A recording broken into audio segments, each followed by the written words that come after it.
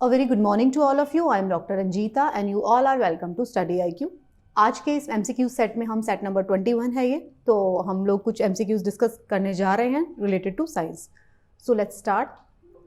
अगर आपका कोई स्पेसिफिक सवाल है तो आप मुझे इस ईमेल एड्रेस पर मेल कर सकते हैं. ये मेरा इंस्टाग्राम लिंक है और ये मेरे टेलीग्राम चैनल का लिंक आपको दिया गया है. इस टेलीग्राम चैनल पर आपको मेरे सभी लेक्चर्स की PDF मिल जाएंगी. अगर आप चाहते हैं क्लास 6 से लेकर क्लास 12 तक साइंस NCERT को देखना तो उस सब के लिंक भी आपको इसी टेलीग्राम चैनल पर मिल जाएंगे along with PDF. So let's start. अगर आपकी स्क्रीन पर आपको ये पहला सवाल दिखाई दे रहा है, which of the following organelle is involve in the process of protein synthesis. तो प्रोटीन सिंथेसिस के बारे में आपसे सवाल पूछा जा रहा है. NCERT का क्वेश्चन है. इसमें आपसे ये पूछा जा रहा है कि कौन सी ऑर्गेनेलीज हैं. वेसिकल्स है, राइबोसोम्स है, सिंक्रोटोन्स है या माइटोकॉन्ड्रिया है जो कि इन्वॉल्व होता है प्रोटीन सिंथेसिस में. आपसे 4 ऑर्गेनेलीज के बारे में पूछा गया है और आपसे ये पूछा जा रहा है कि इसमें से कौन सा जो है प्रोटीन सिंथेसिस का काम करता है. तो हमने जब सेल का स्ट्रक्चर पढ़ा है, बहुत बार पढ़ा है हमने, क्लास 7, 8, 9, 10, 11, 12, बहुत सारी क्लासेस में हमने सेल का स्ट्रक्चर डिटेल में पढ़ा है. जैसे जैसे क्लासेस बढ़ती जाती थी और हम लोग डिटेल्स उसकी बढ़ा रहे थे, तो आपने उस डिटेल स्ट्रक्चर में जिसने NCERT देखी उसे उस झट से पता चल जाएगा कि कौन सा इसका राइट आंसर है. राइट. तो इसका जो सही जवाब है, इसका जवाब है राइबोसोम्स. राइबोसोम्स वो सेल ऑर्गेनेलीज होती हैं जो कि प्रोटीन सिंथेसिस में काम आती हैं. तो अगर आप सेल ऑर्गेनेलीज की बात करते हैं, पहले हम तो ये देख लेते हैं. तो सेल जो होती है उसके अंदर न्यूक्लियस है, साइटोप्लाज्म है, nuclear membrane, cell membrane, ribosomes है. और उसके अंदर क्या क्या है, माइटोकॉन्ड्रिया है, गोल्गी अपरेटस है, काफ़ी सारी चीज़ें सेल के अंदर होती हैं. तो हर एक ऑर्गेनेली का अपना अपना अलग फंक्शन होता है. तो अगर हम राइबोसोम्स के ऊपर फोकस करते हैं तो राइबोसोम क्या है. राइबोसोम एक तरीके का कॉम्प्लेक्स मॉलिक्यूल है जो कि made up of ribosomal RNA molecules and proteins that forms a factory for protein synthesis in cells. तो अगर हम सेल्स की बात करें, एक इंडिविजुअल सेल जिसको कोशिका कहते हैं उसकी बात करते हैं, तो उस कोशिका के अंदर प्रोटीन सिंथेसिस कौन कर रहा है, राइबोसोम्स उसके अंदर प्रोटीन सिंथेसिस कर रहे हैं. माइटोकॉन्ड्रिया के बारे में आप जानते हैं, उसको हम पावर हाउस कहते थे सेल का. लाइजोसोम्स यहाँ पे नहीं दे रखा. वेसिकल्स दे रखा है, तो वेसिकल्स के अंदर जो भी है फूड वो स्टोर होता था. तो जो राइबोसोम्स है वो ऐसा कर कैसे पाते हैं, ये पूरा प्रोसेस इसके बीच में लिखा हुआ है. आप इसको देख के पढ़ के समझ सकते हैं. जो राइबोसोम्स हैं वो रिस्पॉन्सिबल होते हैं translating encoding message from the messenger RNA to synthesize the protein. उनको एक मैसेज मिलता है, केमिकल फॉर्म में उनको एक मैसेज मिलेगा जिसको कि वो रीड करेंगे और फिर सिंथेसाइज करना शुरू कर देंगे प्रोटीन. जो ट्रांसलेशन ऑफ इंफॉर्मेशन होती है and linking of amino acids are at the heart of the protein production process. Right. Ribosomes जो होते हैं वो join up amino acid at the rate of 200 per minute. जो भी अमाइनो एसिड्स क्या होती हैं, अमाइनो एसिड्स होती है बेसिक यूनिट जो कि प्रोटीन बनाती है. अमाइनो एसिड्स मिल के उसको हम प्रोटीन कहते हैं. तो राइबोसोम्स क्या कर रहे हैं, उन अमाइनो एसिड्स की लिंकिंग भी कर देते हैं. जो रिब है इसके अंदर वर्ड रिब राइबोसोम्स में, rib in ribosomes come from ribonucleic acid. RNA से जो है वर्ड आता है रिब. ठीक है. Which provides the instruction on making protein. जो प्रोटीन को बनाने की जो इंस्ट्रक्शन है, देखिए RNA और DNA का क्या काम होता है. DNA के अंदर सारी की सारी इंफॉर्मेशन होती है. हम कैसे दिखेंगे, हमारी बाल कैसे होंगे, हमारी स्किन कैसे होगी, हाइट कैसे होगी, आंखों का कलर क्या है, इंटेलिजेंस लेवल क्या होगा, कोई जेनेटिक डिजीज तो नहीं होगी. इस तरीके की चीज़ें किसके अंदर रहती हैं, एनकोडेड वो रहती है DNA के अंदर. RNA के अंदर भी इसी तरीके से इंफॉर्मेशन रहती है. किस चीज़ की, प्रोटीन सिंथेसिस की इंफॉर्मेशन. एक इंफॉर्मेशन है जो वो भी रहती है, बहुत सारी रहती है. तो प्रोटीन सिंथेसिस की जो इंफॉर्मेशन है वो RNA के अंदर रहेगी. They are made inside the nucleolus of the nucleus. The ribosomes are different from most organelle in that they are not surrounded by protective membrane. अगर हम राइबोसोम्स की बात करेंगे तो उसके ऊपर कोई और मेम्ब्रेन नहीं होती. राइट. ये आप इसमें से और पढ़ सकते हैं इनका डिटेल फंक्शन क्या है. तो आपको ये इसका जवाब समझ में आ गया होगा. तो इसका जवाब था B, राइबोसोम्स. राइट. अगला क्वेश्चन है क्वेश्चन नंबर 2, जो कि किसी स्टेट PCS में 2016 में पूछा गया है. ये उसमें आपको 2 लिस्ट दी गई है. NCERT का क्वेश्चन है, पूरा का पूरा NCERT का क्वेश्चन है. उसमें आपको 2 लिस्ट दी गई हैं, लिस्ट 1 एंड लिस्ट 2. उसमें आपसे पूछा गया है, लिस्ट 1 में आपको नाम दिखाई दे रहे हैं साइंटिस्ट के, जेनर, वॉटसन, लैंडस्टीनर, फ्लेमिंग. और लिस्ट 2 में उनके मेन डिस्कवरीज दिखाई दे रहे हैं कि ब्लड ग्रुप किसने किया, पेनिसिलिन की खोज किसने की, वैक्सीन की खोज किसने की, डबल हेलिकल DNA की खोज किसने की. तो देखो ऐसे क्वेश्चन या तो दो तरीके होते हैं क्वेश्चंस को सॉल्व करने की, एक तो आप डायरेक्ट आपको पता चले जेनर जो होता है उसने क्या खोज किया, वॉटसन ने क्या खोज किया। दूसरा तरीका होता है आप ये देखो भाई इसमें से आपको कोई एक पता है, आप चेक करके देखो। ओके, सबसे इजी है पेनिसिलिन की खोज किसने की, है ना। अगर आपको ये पता चल जाएगा फ्लेमिंग, तो ये तो आपने काफी बार पढ़ा होगा पेनिसिलिन की खोज। तो अगर डी को हम 2 से मार्क कर देंगे तो एक ही है, क्योंकि आप स्पीसीज का सवाल था तो डिफिकल्टी लेवल बहुत ईजी रखा है इन्होंने, ज्यादा नहीं है। तो आपको जैसे ही D2 पे आप क्लिक करेंगे आपको पूरा आंसर मिल जाएगा, चाहे आपको पता हो चाहे ना पता हो, वॉटसन ने क्या किया, जेनर ने क्या किया, लैंडस्टीनर ने क्या किया। बट क्योंकि ये सारे के सारे इंपॉर्टेंट डिस्कवरीज थे, क्योंकि ये स्टेट पीसीएस ने इस तरीके से आसान पूछ लिया था सवाल, हो सकता है कभी और आपको देखने को मिले सवाल डिफिकल्टी लेवल बढ़ा के, उसमें हो सकता है आपसे 1-2 चीजें ही पूछी जाए और हो सकता है कि डी यहाँ पे 2-3 ऑप्शंस में हो, तो फिर आपका डिफिकल्टी लेवल बढ़ जाएगा। तो लैंडस्टीनर जो है उसने क्या किया था, लैंडस्टीनर ने ब्लड ग्रुपिंग की खोज की थी, जो हमने ब्लड ग्रुप में के बारे में पढ़ा था। वॉटसन ने क्या किया था, वॉटसन ने डबल हेलिकल डीएनए के स्ट्रक्चर को खोजा था। और जेनर ने क्या किया था, जेनर ने वैक्सीनेशन को खोजा था, राइट। तो ये सारी चीजें हमने एनसीईआरटी में पढ़ा है। तो जो स्मॉल पॉक्स की जो वैक्सीन थी वो एडवर्ड जेनर ने 1796 में सक्सेसफुली उसको डिस्कवर किया था। जो डीएनए का स्ट्रक्चर है ये आप पूरा इसमें से पढ़ सकते हैं। अलेक्जेंडर फ्लेमिंग ने डिस्कवरी की थी पेनिसिलिन की, बाय चांस डिस्कवरी हुई थी ये सारी चीजें जो है एनसीईआरटी का पार्ट है, आप इसको पढ़ सकते हैं, राइट। सवाल नंबर 3 जो है आपके सामने आता है फिर से केमिस्ट्री का, बहुत ही बेसिक क्वेश्चन है और एनसीईआरटी का सवाल है। What is the hemihydrate of calcium sulfate commonly known as? Calcium sulphate जो है उसके साथ में हेमीहाइड्रेट बन रहा है, मतलब वाटर भी ऐड हो जाएगा। तो उस वाले कॉम्प्लेक्स को हम क्या कहते हैं, कैल्शियम सल्फेट है उसके साथ में हमने वाटर मिक्स कर दिया तो उसे क्या कहते हैं, जिप्सम कहते हैं, प्लास्टर ऑफ पेरिस कहते हैं, क्लोरोफॉर्म कहते हैं, लाइमस्टोन कहते हैं। देखो क्लोरोफॉर्म तो बिल्कुल नहीं कहेंगे, ये तो आप रूल आउट कर दोगे कि क्लोरोफॉर्म तो स्मेल करते हैं, वो वाली केमिकल को कहते हैं। अब आपको कंफ्यूजन होगा plaster of Paris, gypsum and limestone, तो ये इसमें आपको कंफ्यूजन क्रिएट करेगा। तो अगर आपने मेरी एनसीईआरटी सीरीज पढ़ी है या खुद से एनसीईआरटीज पढ़ी हैं तो आपको इसका जवाब मालूम रहेगा। ये केमिस्ट्री का बहुत बेसिक क्वेश्चन है, तो इसका जवाब है बी, प्लास्टर ऑफ पेरिस। तो प्लास्टर ऑफ पेरिस से देखिए ये सब डिजाइन बनाते हैं, कास्ट बनाते हैं, ये सारी चीजें जो है अलग अलग तरीके से प्लास्टर ऑफ पेरिस यूज होता है। तो plaster of Paris appear as white और yellowish, finely divided, odourless, finely divided and odourless powder. So CaSO4 और उसके अंदर हेमीहाइड्रेट, हाफ वाटर मिक्स होता है, उसकी केमिकल कॉम्पोजिशन इस तरीके से बनती है कि वो प्लास्टर ऑफ पेरिस एक हार्ड सब्सटेंस बना देता है। तो प्लास्टर ऑफ पेरिस का यूज क्या क्या है, वॉल्स के ऊपर आप लिखते हैं, आपकी फॉल्स सीलिंग बनती है घर पे, डिजाइन बनते हैं आपकी छत के ऊपर, वो सब प्लास्टर ऑफ पेरिस से बन रहे हैं। अलग अलग आपके इसको स्टैचूज बनाने में, डेंटल प्रोसीजर्स में, कास्ट बनाने में, इन सब में इसका यूज होता है। तो प्लास्टर ऑफ पेरिस क्या है, पाउडर्ड कैल्शियम सल्फेट है और वाटर है। जब कैल्शियम सल्फेट जिसको हम जिप्सम कहते हैं, जिप्सम क्या है, जिप्सम पहला जिप्सम होता है which is calcium sulphate. Gypsum के अंदर जब हम पानी ऐड कर देते हैं तो वो बन जाता है POP, प्लास्टर ऑफ पेरिस। तो gypsum plus water is plaster of Paris, right. Easy question, NCERT question. फिर आपके सामने है स्क्रीन पर सवाल नंबर 4। तो जल्दी जल्दी से बताइए, तमिलनाडु PCS 2015 में पूछा गया था ये सवाल, which of the following is correct about cold blooded animals. इसके ऑप्शंस पढ़िए, आपको बहुत हंसी आ जाएगी। ऑप्शन नंबर 4 पढ़ेंगे तो पहला ऑप्शन है कि their blood remains cold all the time, cold blooded है। Their body temperature changes in accordance with the atmosphere, atmosphere के साथ साथ उनका बॉडी का टेम्परेचर बदल जाता है। Their body temperature remain constant all the time.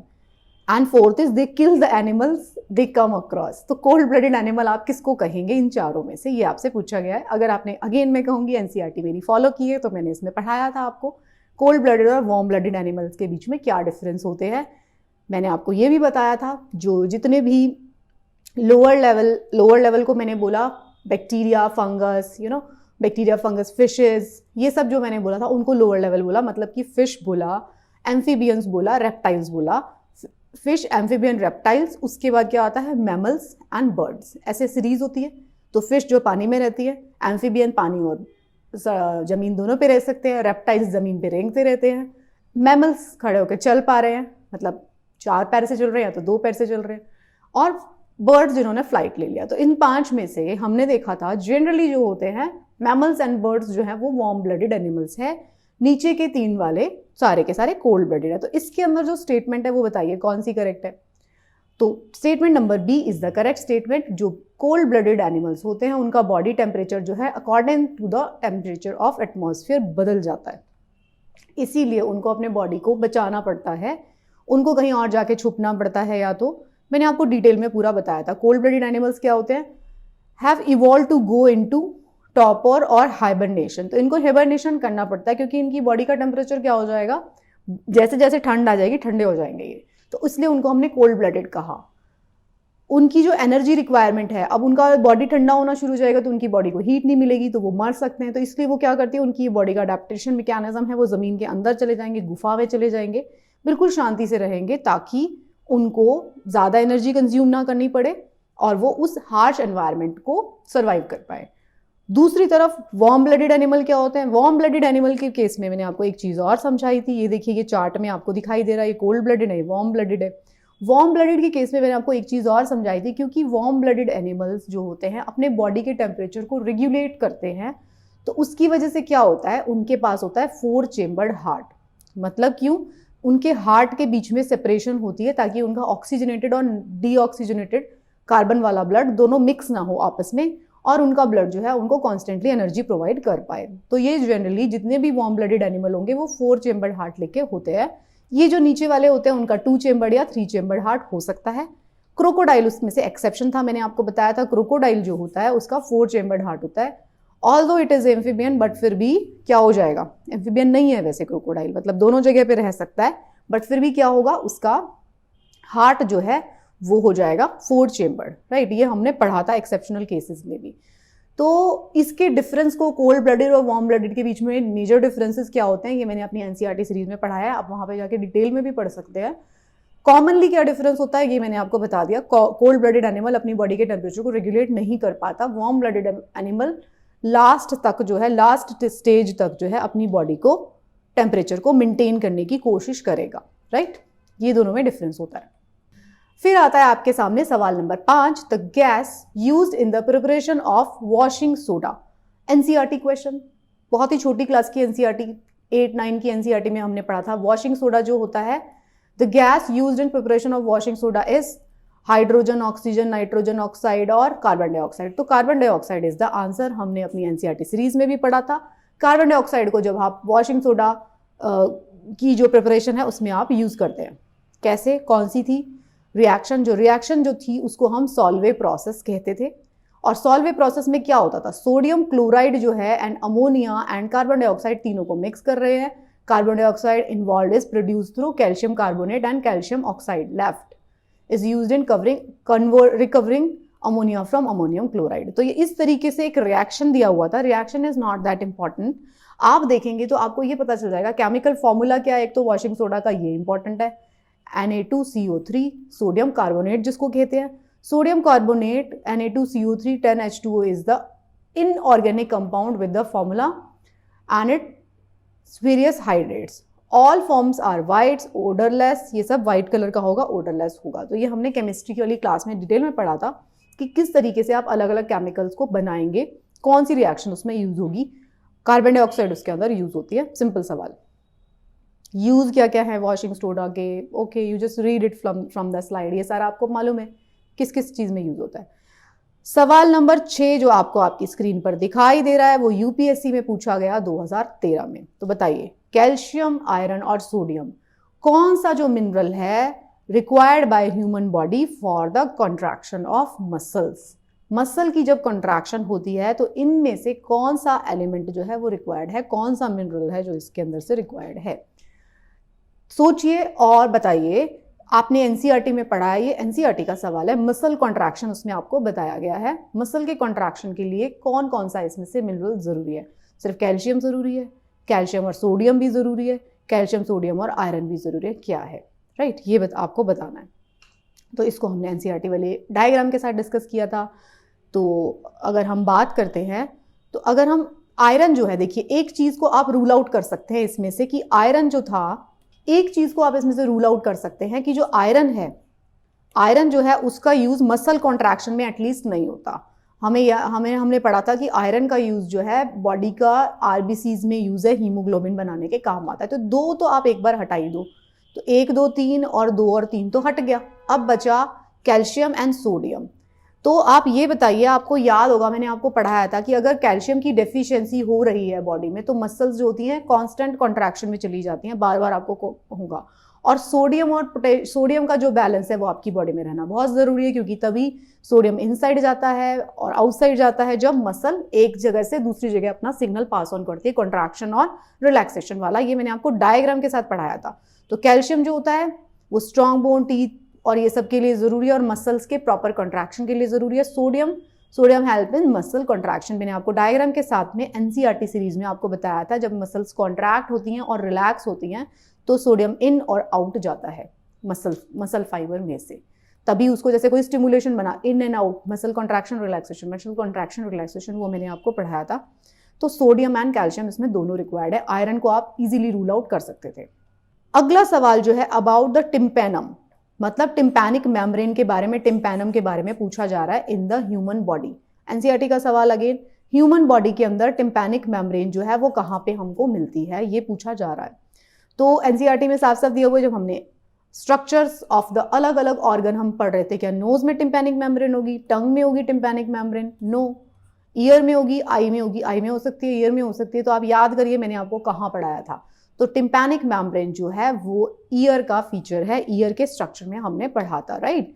तो टिम्पैनिक मेम्ब्रेन जो होती है, ईयर ड्रम कहते हैं हम उसको। तो टिम्पैनिक मेम्ब्रेन जो होती है ब्रेक भी हो जाती है, अगर मान लीजिए बहुत ज़्यादा साउंड एकदम से बहुत बढ़ जाए, या कोई फिजिकली कोई एक्सीडेंट हो जाए, या कान में कुछ गलती से इंजरी हो जाए, तो उससे टिम्पैनिक मेम्ब्रेन जो ईयर ड्रम जिसको हम कहते हैं वो रप्चर भी हो सकता है। ये क्या करता है टिम्पैनिक मेम्ब्रेन, वो सेपरेट करता है आउटर वाले कान को मिडल वाले कान से। तो कान के स्ट्रक्चर को हमने बहुत डिटेल में पढ़ा था एनसीईआरटी में। तो कान का जो सबसे बाहर वाला स्ट्रक्चर था और मिडल वाला जो स्ट्रक्चर था, उन दोनों को जो सेपरेट करती है that is called tympanic membrane. ये एक थिन लेयर होती है, बहुत पतली सी लेयर होती है। ये बहुत हार्श अगर साउंड आ जाए या कोई चीज़ें आए तो ये ब्रेक भी हो सकती है, और हम जो सुन पाते हैं उसमें इसका बहुत बड़ा रोल है, राइट। जब ये वाइब्रेट होगी तभी ये ब्रेन को इंस्ट्रक्शन भेजती है, ब्रेन फिर उसको कोडिफाई करता है, राइट। वाइब्रेशन जो होती है वो ट्रांसफर होंगी टाइनी बोन्स से इन द मिडल लेयर। अच्छा, टाइनी बोन्स जो हमारे ईयर में प्रेजेंट थी उनके नाम बताइए, जल्दी से सोचिए अपने दिमाग पे। मैंने आपको तीन बोन्स होती हैं कान के अंदर, वो छोटी छोटी सबसे स्मॉलेस्ट बोन्स में आती है वो मैंने आपको अपनी एनसीईआरटी सीरीज में भी पढ़ाई है, और वो मैंने आपको क्वेश्चन सीरीज में भी डिस्कस किया है।